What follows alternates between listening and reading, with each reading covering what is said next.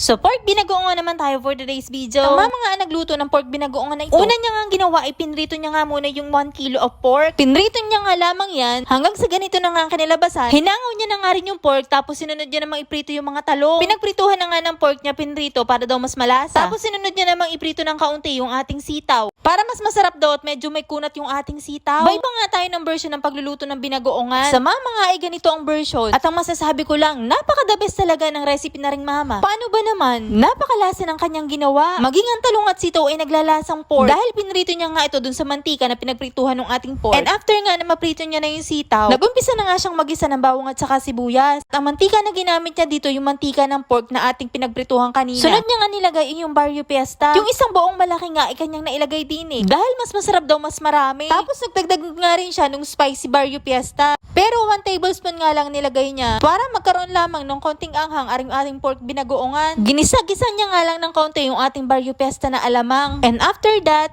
nilagay na ng mama yung pork na pinrito kanina. Then mix.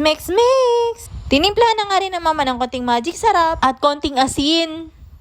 At yung garapon ng Barrio Fiesta alamang ay nilagyan nga rin ng tubig. Ano karaming alamang yung nilagay, ganun din karami yung nilagay nilang tubig. Para medyo may sabaw-sabaw daw aring ating binagoongan. Nung kumukulo na nga, nilagay na nga rin ng mama yung kanyang pinritong sitaw. Sinunod niya na nga rin yung pritong talong. Then hinalo-halo niya nga lang yan hanggang sa maghalo-halo na nga yung mga sangkap na re. Sa puntong to, hinidaan na nga rin ng mama ang apoy at para hindi nga malubsak yung ating mga sahog dito. Kailangan lamang naman kasi mainitan ng kaunti are. Ng ari naman mga sangkap na ari ay luto na. At pinapalasa na nga lamang natin yung bagoong dun sa mga sangkap. Naglagay na nga rin tayo ng 3 pirasong siling pula. Sorry nga, hindi namin pinirat at gawa na may mga bata dining mga ngai. Ay kung sino na lang ang gusto, siya na nga lamang ang kumuha at siyang kumain. Okay na nga yun at ready to serve na rin binagoongan ng mama. Napakasarap nga na rin ka-partner yung tutong ng kanin. Sinasabi ko sa iyo, ako talaga nakaubos ng tutong din. So kung gusto mong matikman na rin, try mo aring recipe ari ng mama. At sinasabi ko sa iyo, mapapasabi ka na lang ng yummy.